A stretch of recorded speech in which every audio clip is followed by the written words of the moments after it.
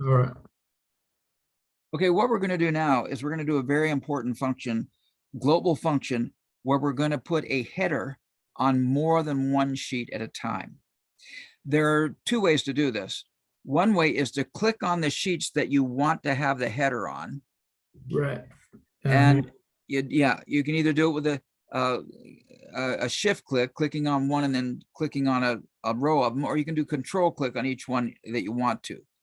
Another way to do it is to turn them all off and go into the print view. So you can do this two ways. You either click on each sheet you want, but since we want them on all the sheets, we can do it in print view. Okay. If you only want it on two sheets, then you just click on the two sheets you want. Got it. But we want it on all the sheets. So in the event you do a printout on any one of these sheets, we know it belongs to this file.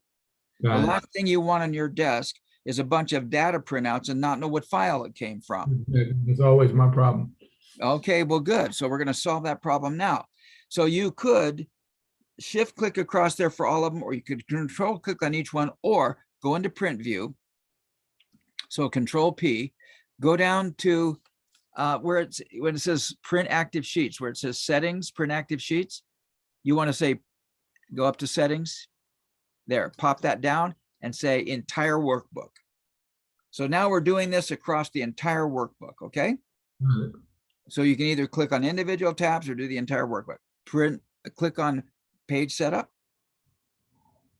click on header footer, custom header. Now we want the file name first. So click on the icon with the green X, hit return. And now we want the tab name to be dominant. The tab name is there. Click on it. Now highlight the tab name, go into font, which is the A, and make it bold. I like to make it bold. Go up to font style, hit bold. Good. And then I make it 14. I make it just a little bit bigger. That way it stands out. Okay, good. I hit OK. Now that's going to give me the tab and the file name. Now I want page numbers. So go to the far right-hand section and type page. Type the word page, capital P-A-G-E space. Capital? Yeah, capital P-A-G-E space. Well, I go capital P and then lowercase a-g-e. You can have it all caps if you want. Pick your style as you get used to this. Space. Now click on the little sheet icon with a £1 sign on it. Yep. And then type space. And then the word of. O-F. Yeah, you need to hit a space key. I'm sorry, not type space. Hit a space key. Now you won't see that it's made the space there. That's terrible. But when you type of, you'll see it. Hit space key again. Now hit the icon with the multiple tabs on it, just to the right, and then hit space and type pages, capital P, then small A-G-E-S. It'll go on the next line, most likely. Okay, all right, good. Now hit a return, and I want to make sure I know the date of printing. So now click on that little calendar, double space, space, hyphen, space, and then the clock. And that'll tell you the date and the time you printed it out. So if you print out 1 in the morning and 1 in the evening, you're going to know what your latest printout was. Got it? Click OK. Click OK. So that's how it looks, page 101. There you go. That's what your header looks like. When I change, if you change the file name, is that automatically going to change? Yes, if you change the file name, it automatically changes that. And if you want that to be set, you have to go type it in. Oh, type it in here. If you type it in there, it'll stay the same every time you change it. In fact, we could do that just for example, but you can remember that as you watch this later. Hit OK. And then that information will go on this sheet, and that information is on every sheet. Now, you probably want all the sheets to be landscape, not portrait, most likely. So change it from portrait to landscape. Bam, that shifts everything. Now click in the bottom right-hand corner on the little, click on that second icon, the one you were highlighting there. There, click on that guy. That will make little blue markers show up. Take the left line on the far side, drag it to the far left. Good. take the right blue one on the right side, drag it to the far right. Move the top horizontal marker line up as high as it'll go. Move the one just below East Windsor, move it up to under East Windsor.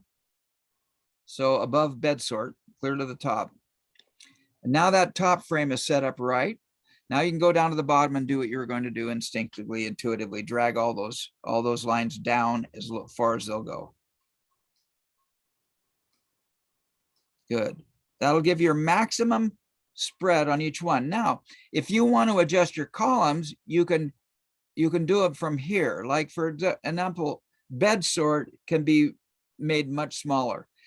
Now, if you make it too small, you'll see pound signs. So you want to go over there, drag that over and allow for 3 digits. Cool. And same with the other city sort.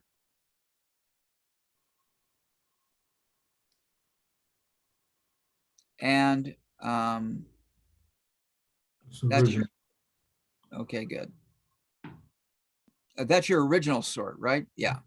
Okay, now if you drag that over, you're going to find you can do them later. Okay.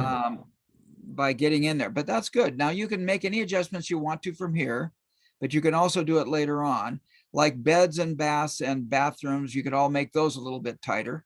Got it.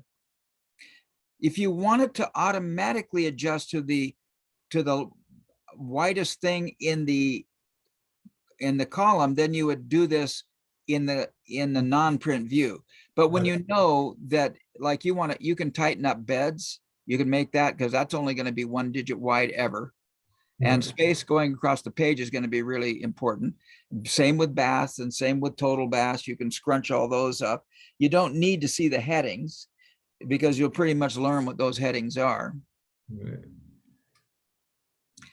And definitely room count can slide over, just allow it for 2 digits. Good. Bathroom, 1 bathroom, you can slide it over. It's only going to be 1 digit. Okay, there's your view. See, we got more stuff on the page already, right? Right. All right. Now, there may be some columns you aren't going to want to print. One of the things I like is grid lines in my sheet. Okay. So I will go down to page setup. And I go to the sheet tab. And then click grid lines. Now, This is that is how it's going to calculate. And usually we default. In other words, it'll calculate down on the pages and then go to the right. You can change it. Go ahead and click on over, and it'll calculate across before it goes down. There are sometimes when that makes a big difference, usually because there's so few calculations here, down is the best way to go, because then it'll do all the 70% first, then the 80%, and then the 90%. If you do it across or over, it'll go 70, 80, 90, 70, 80, 90, 70, 80, 90. It really doesn't make much difference because the calculations are so spontaneous, right? Now, did we set up for that bar to be on the next page? That top line? That's what I was going to tell you about next. If you look on this tab, you'll see rows to repeat, but you'll also see that it's gray. See it, rows to repeat, move up. Yep. There you go, rows to repeat. But notice it's gray. You can't make it go from here. Got it. So you'll always see this page setup menu will always be the same no matter what view. It just so happens that while the page setup view is so good for setting up headers and everything, it's not good for setting up what you want to do on the sheet. We have to do that from a different place. Right? But we've done, I think, everything we can do here. Click OK. Yeah, make sure that, yeah, your margins are about as best you can. Really cool. So now we'll hit escape. And what we're going to do is we're going to make sure that that top line prints on every page. So hit escape. Where's this you built one? I can slide it over a little bit. All right, good for you. Give me the MLS number, because that's all I ever want. Everything I want is on one page, right? Well, and there's more data there, but if that's all you want, we can set that up to do that. Because it's giving me everything. It's my address. I got my 70, 80, 90s.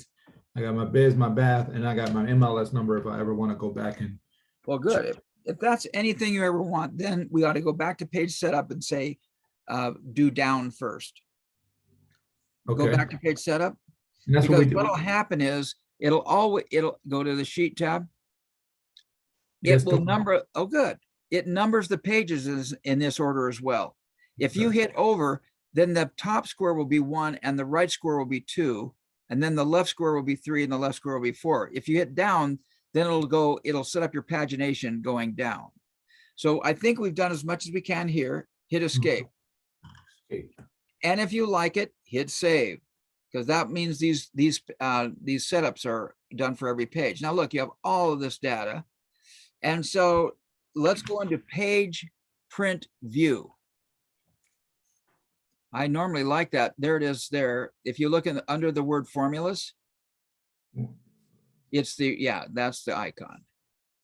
Page break view. Yeah. And there you go. So now you're seeing it'll print page 1 and page 2. Okay. And now click on Hamilton. And then do that same thing and see what it's going to do for you. All right, now see, here's where it says page 1, page 2, and it's printing down the page first and then going across. Yeah. So, and then click on Ewing. Wait, why is that so different? Because there's so little data in it. A1, what happened? That's the same. Well, if we added another page, it would go page 1, page 2 on the left, then it'd go page 3 and page 4 on the right. But since there's only 2 pages there, that's all it can do. Page 1. But this is going across, right? Right. So AI, that's AI there. And then this is AI here, but it's 8 pages. Oh, okay. Yep. All right. My mind wasn't thinking. It went down. 1, 2, 3. There you go. Because I could demonstrate that for you, but your mind got clicked in. So life is. I'm like, wait a second. It's the same amount of columns. How are we on page 22 this way? But yes, went down first, then it came back up. So okay. Now is that page break occurring on MLS number? Boop, boop, boop. It's nope. It is on list close and close the Okay, date. go into page view and see what it's doing here. Print page view. So Control P. Control P. Yeah, it's doing it. That's so weird. On Ace, we're on the Ace Windsor tab, but is it on? But this is entire workbook, so it should be. Oh, that's entire workbook. Yeah. So click on selected sheet.